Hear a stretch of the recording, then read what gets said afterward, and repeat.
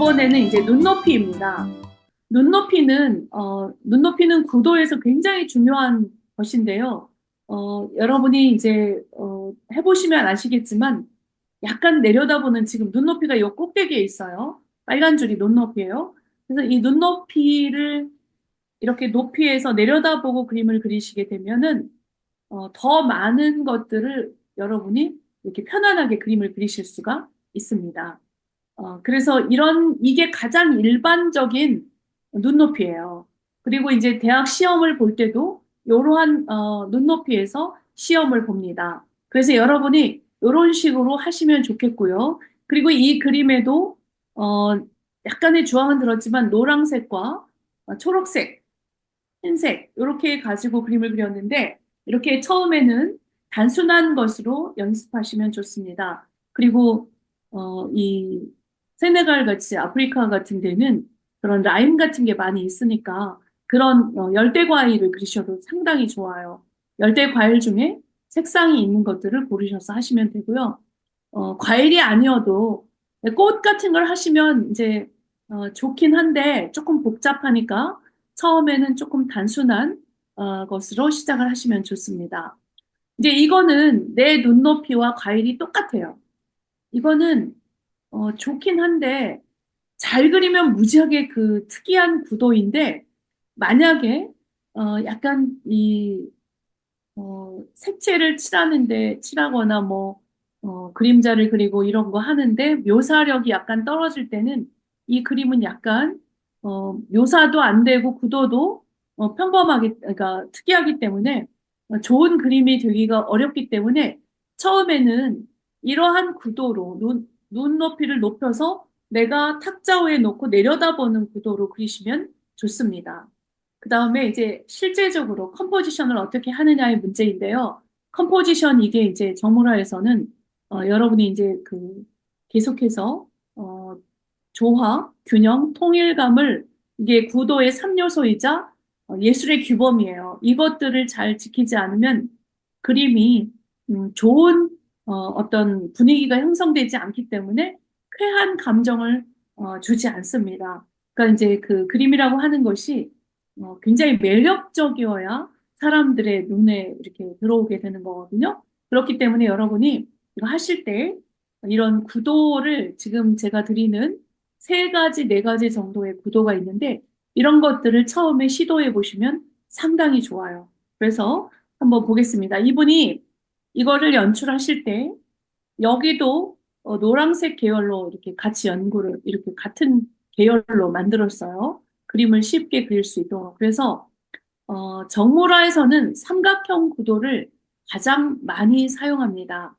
왜냐하면 이게 안정감이 있기 때문이에요. 밑에가 안정감이 있고 이 삼각형이 이렇게 돼도 괜찮습니다. 이런 식으로 이렇게 돼도 되고 이쪽으로 이렇게 가도 되고 또 뭐 그러나 정중앙에 하는 것은 정삼각형을 정중앙에 이렇게 놓으면 통일감은 많은데 균형이 없어요.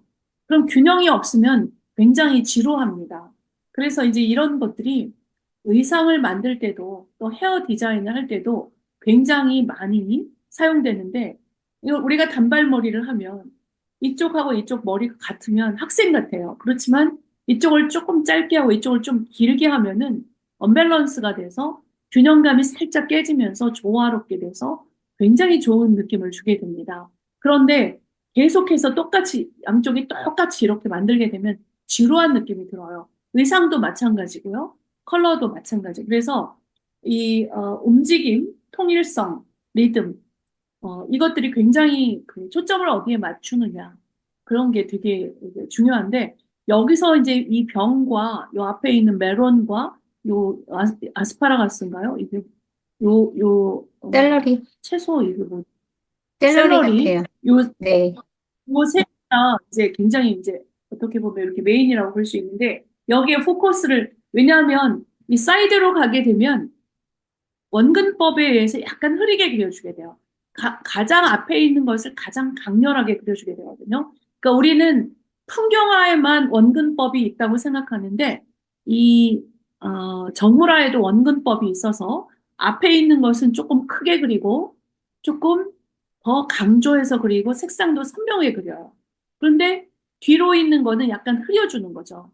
우리가 이제 줌에서 뒤에 배경을 흐리듯이. 그러니까 인물 사진을 찍을 때 핸드폰에 인물 사진을 누르게 되면 사진을 찍고 나서 배경을 아웃포커스를 시키죠. 그러니까 배경을 흐리게 하죠. 그렇게 함으로써 인물이 도드라지게 하는 것처럼 정물도 마찬가지로 여기에 있는 것 중에서 자기가 어디에 역점을 둘 것인지 결정해야 돼요. 나는 그래도 이 레몬을 더 하겠다. 이 두 개, 이 세 개를 이렇게 하겠다. 네 개를. 그러면 이거를 선명하게 그려주시면 되고, 뒤에 있는 것들은 그냥 이순동 만동 이렇게 그리시면 돼요. 그래서 이런 그런 것들을 생각하셔야 되고, 또 이 삼각형 구도가 완벽하게 됐을 때 지루해 질 수 있으니까 이 병을 살짝 이쪽으로 옮기는 것도 좋아요. 이 병을 살짝 옮겨서 구도를 조금 더 겹치지 않게 여기서 얘도 여기서 끊어지고 얘도 여기서 끊어지니까 지루한 느낌이 들어요. 만약에 얘를 이쪽으로 살짝 옮기면 이 병의 절반을 가리니까 변화가 있고 굉장히 좋죠. 그래서 구도는 존재하지 않는 도형과 선이에요. 이 파랑색 선은 존재하지 않습니다. 내 마음에만 존재하는 거예요. 그런데 구도를 만들 때 그렇게 어, 그런 이제 내 마음 머릿속에는 내 머릿속에는 삼각형 구도야 생각하면서 아 이거 너무 지루하니까 왼쪽으로 조금 옮겨야 되겠어? 조금 뒤로 보낼까? 아니야 조금 앞으로 보낼까? 이렇게 구도를 여러분이 할 수 있어요. 그런데 처음부터 잘할 수는 없기 때문에 그냥 하시면 돼요. 그래서 이 구도를 배우게 되면 제가 꽃꽂이를 배우지 않았는데도 꽃꽂이를 너무 잘할 수 있었어요. 왜냐하면 구도를 잘 잡기 때문에 이것을 잘하게 되면 의상도 잘 입을 수가 있고요. 또 어떤 집안에 어떤 사진이나 액자를 걸 때도 균형감 있게 잘 걸을 수 있어요. 눈높이에 맞춰서. 우리나라는 액자를 1,000장 가까이에 걸어요. 아이들이 손을 만진다고. 그렇게 되면 눈높이와 떨어져 있기 때문에 거의 안 보게 돼요. 그러니까 눈높이에 거의 섰을 때 눈높이의 중앙에 맞춰야 되거든요. 이제 그래서 이 구도를 배우게 되면 그런 실내 장식에도 굉장히 도움이 많이 됩니다. 아까도 말씀드린 것처럼 삼각형 구도는 안정적인 기하학적 구도로서 이러한 구도는 균형감을 만들어내는데 그러나 너무 균형이 있는 나머지 지루해 줄 수 있기 때문에 이 정 가운데 정삼각형보다는 약간 왼쪽이나 오른쪽으로 기울어진 삼각형이 좋다 말씀을 드렸어요. 그리고 이제 하나의 오브제를 더 다른 오브제보다 더 완벽하게 이렇게 넣어가지고 아까도 말씀드린 것처럼 이 샐러리가 좀 더 앞으로 가거나 뒤로 갔으면 훨씬 더 좋은 구도가 됐을 거예요. 지금 왜 이 구도가 조금 안 좋으냐면 여기서 이렇게 내려왔죠. 얘도 여기서 끝나요. 얘도 여기서 끝나요. 근데 지루합니다. 얘가 좀 삐져나가든지 아니면 얘가 이쪽으로 좀 나오든지 이렇게 해서 이게 변화가 있어야 되는데 변화가 없습니다. 변화가 없으면 야구에서도 변화구를 안 치게 되면 그냥 아웃이 되죠. 바로 맞히니까. 그래서 뻔한 건 아니에요. 뻔한 것은 그러니까 지루하다는 것. 지루하다는 것은 그 미적인 쾌감이 줄어든다는 것이고 또 매력이 줄어든다는 거예요. 그래서 그런 것들을 잘 생각해 보시는데, 아유, 선생님, 저희가 어떻게 그렇게 할 수 있나요? 그러나 하시다 보면, 밥도 하다 보면 느는 것처럼, 요리도 하다 보면 느는 것처럼 아주 놀라운 그 일들이 생겨납니다. 이제 여행을 가시면 막 손으로 막 이제 풍경의 구도도 짜고, 과일을 이제 먹기 전에 막 사진 찍어서 구도 만들고, 이제 여러분의 삶이 변화될 걸로 믿습니다. 네. 그다음에 원형 구도가 있는데요. 원형 구도는 말 그대로 이렇게 원형인 거예요. 근데 이 그림은 너무 정직한 원형인데 오늘날에는 이런 그림도 굉장히 각광을 받아요. 왜냐하면 그냥 단순하게 한 번 이렇게 한 가지만 그려갔을 때 굉장히 좋은 느낌이 있기 때문에 이런 원형 구도도 있다. 수직, 수평, 이렇게 된 것은 수직 구도이고, 옆으로 이렇게 간 것은, 수평 구도인데, 정물화에서는 대각선 구도를 많이 쓰고요. 대각선 구도. 그다음에 사선 구도도 쓰고 마름모도 쓰지만 수평선 구도는 거의 많이 쓰지 않아요. 아까 그 정물을 눈높이에 맞췄을 때가 수평선 구도인데 굉장히 지루한 느낌이 들기 때문에 여기에 이렇게 수평 수직 구도를 같이 쓴다든가 아니면 수평 대각선 구도로 해서 쓴다든가 아니면 정물을 지그재그로 이렇게 배치할 수 있습니다. 근데 보통 미술 대학에서 시험을 볼 때 학생들은 지그재그로 가도록 많이 합니다. 미대 입시 학생들은. 왜냐하면은 단순함을 피하기 위해서요. 그래서 이렇게 그릴 수도 있고 이제 지그재그를 좀 더 부드럽게 하면 S자가 됩니다. 그래서 수직, 수평, 대각선 이런 것들은 굉장히 이제 그 재미있는 구도이지만 이것도 역시 구도에서 약간 얘가 좀 더 작은 오브제였으면 좋았을 것 같아요.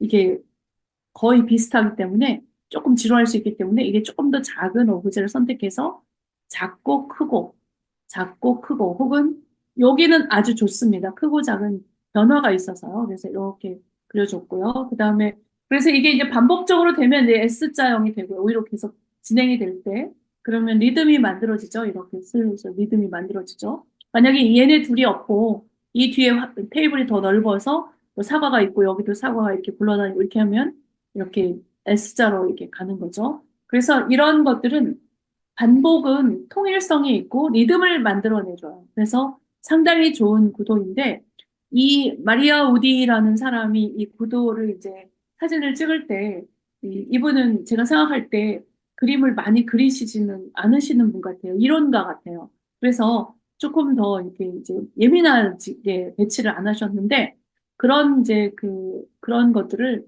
연습을 하시면 됩니다. 그 다음에 정보라의 구성에서 이제 만약에 이제 이렇게 지금 구성을 했어요. 오렌지 병이 있고, 그 다음에 사과 주스가 있고, 여기 이제 청경채가 있고, 그리고 이제 여기 그 샐러리가 있고, 하얀 천이 드리워져 있고, 여기에 레몬과 사과인지 배가 있는데, 이렇게 구도를 했는 삼각형 구도예요. 아주 좋은 삼각형 구도예요. 구도는 상당히 좋고, 특히 이 천이 이 지루한 것을 이렇게 가려져서 이렇게 돼가지고, 이 화면을 굉장히 다이나믹하게 만들어줬어요. 근데 이것을 직접 캔버스에 그림을 그리게 되면 굉장히 어려워요. 그래서 그러면 어떤 방법을 쓰느냐? 썸네일 스케치를 합니다. 어떻게? 이렇게.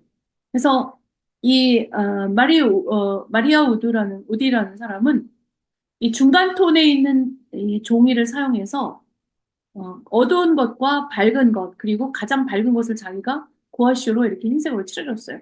아, 이런 식으로 그리면 되겠구나. 이게 덩어리로만 그린 거죠. 자세하게 아직은 그리지 않았어요. 그래서 또 연필로, 흰 종이에는 연필로 이렇게 그릴 수 있어요. 그래서 먼저 밝고 어두운 것, 그리고 구도를 한번 썸네일로 스케치를 해봅니다. 이렇게.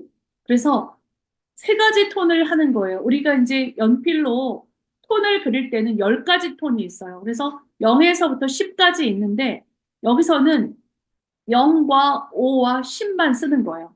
세 가지 단계만 써서 가장 어두운데 요 그림에 보면 지금 여기가 가장 어둡죠. 근데 여기를 대략적으로 잘라서 여기 가장 어둡게 10, 여기는 0, 여기는 약간 5 이렇게 그려준 거예요. 그래서 가장 밝은 하이라이트만 그냥 뭐 아무 물감이나 흰색으로 대충 이제 썸네일로 그려본 거예요. 이렇게 하신 다음에 캔버스에 옮기는 거예요. 물감을 가지고. 자, 그러면 실기에 이제 들어가서 여러분이 이제 물감을 어떤 것을 고르고 구체적인 제가 전략을 좀 알려드리려고 합니다.